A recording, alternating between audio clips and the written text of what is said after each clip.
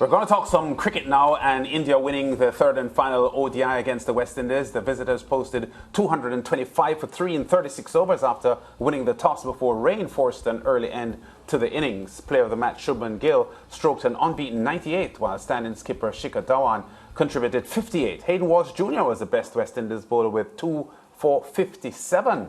Now, a revised total of 257 from 35 overs was set for the West Indies chase, but they were bowled out for 137 thanks to 4 for 17 from Yuzvendra Chahal. Captain Nicholas Pooran and Brandon King made 42 runs each. Now, we have Brandon Corlette, the Guyanese journalist, to talk to us about what happened in this game today.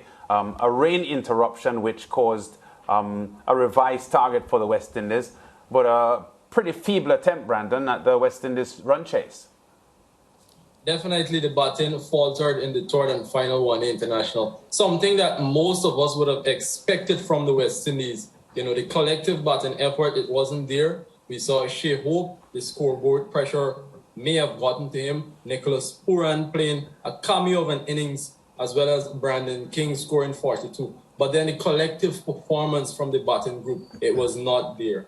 Yeah, 225 for 3, the Indian total from 36 overs before rain stopped play, Brandon. Indications there that the Indians had won this match from their batting as well. Yeah, definitely. Shubman Gill, he would have been disappointed to miss out on that century. He played well all series to earn that Man of the Series award. I think Shikhar Dhawan has been in good form. I think India looks at a more uniform team in the batting department. Despite the surface was good for batting, they took full advantage of it. West Indies did not do that in the second innings. Yes, Brandon, and of course all the hype surrounding Windies all-rounder Jason Holder coming back into the setup, of course not living up to the hype. Yeah, Jason Holder missing cricket for a while now. So I think it's not easy to get back and get into action right away and perform at optimum best. I think it's good for Holder to have a match practice. I think New Zealand is next in terms of the one-day international format, but Holder will want to do well in the T20 international series. Of course, Hayden Walsh Jr. picked up the bowlers today, grabbing 2 wickets. However, there has been a lot of discussion surrounding how expensive he was. Yet, Nicholas Pooran showing confidence in Hayden Walsh and allowing him to bowl to pick up the wickets. What do you make of that? I think that's what you'll always have with wrist spinners. They will go for runs, but then they will take wickets. You see Hayden Walsh being the pick of the bowlers for the West Indies in this third one international with 2 wickets. I think wrist spinners, they have the knack of picking up wickets. I think Hayden Walsh has been in and out of the team. He's not, a settled member for the West Indies team. But when he gets an opportunity, you can see some amount of promise in his bowling. And now looking back at the overall ODI series, any major takeaway that you would like to share with us? Yes, definitely. Batting 50 overs in 2 matches, that is something that Coach Phil Simmons was calling for. Nicholas Pooran was calling for that as well. And having done that in 2 of the matches, that's a good sign for West Indies. In terms of the batting of Shea Hope, we saw him scoring that century, right? So batsmen going deep, that's a positive for the West Indies. Yeah, a player that I have a lot of time for, Brandon, Keemo Paul, is back in the setup. None for 23 today, but his economy rate of 3.83 was the best of the bowlers. As I said, I remember you doing a story on him some weeks ago about his getting back into the West Indies setup. How satisfied are you with his current status in this West Indies team and prospects for the future as a young player?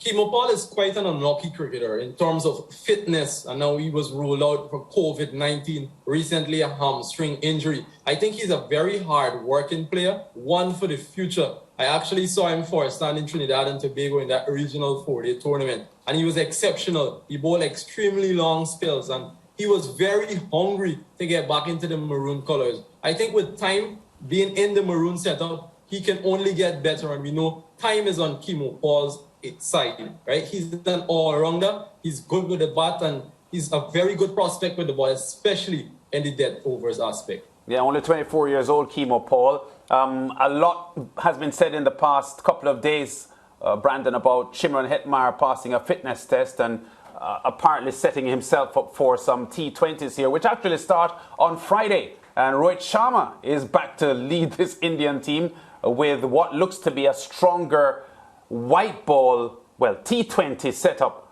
roster than they had in the ODIs.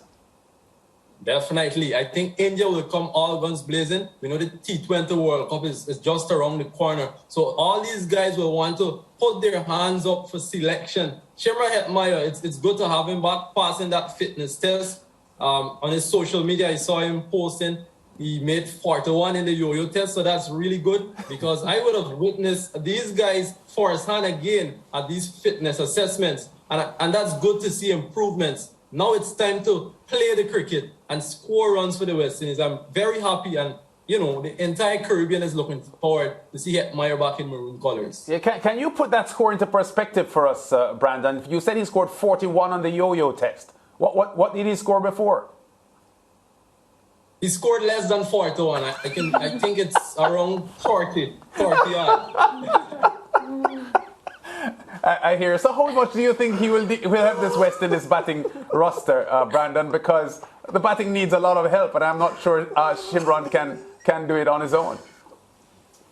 No, definitely. Cricket, it's a team sport. You know, you have to have collective batting performances, right? So if Shimron Hetmyer starts in at number 3, that would be good. Nicholas Pooran has been in some good form, so that would be good for the West Indies. Hetmyer, he can actually take away the game from the opponent. He's an impact player. So we're all looking forward to that. Yeah, but he's been out of cricket for quite a while, so I'm not sure if the fans may be expecting too much from Shimron coming back into the setup with very little cricket under his belt since the IPL. Yes, he played since in the IPL. Remember, he had a good IPL, and knowing most of these Indian players, he will have that extra bit of confidence playing against this Indian outfit.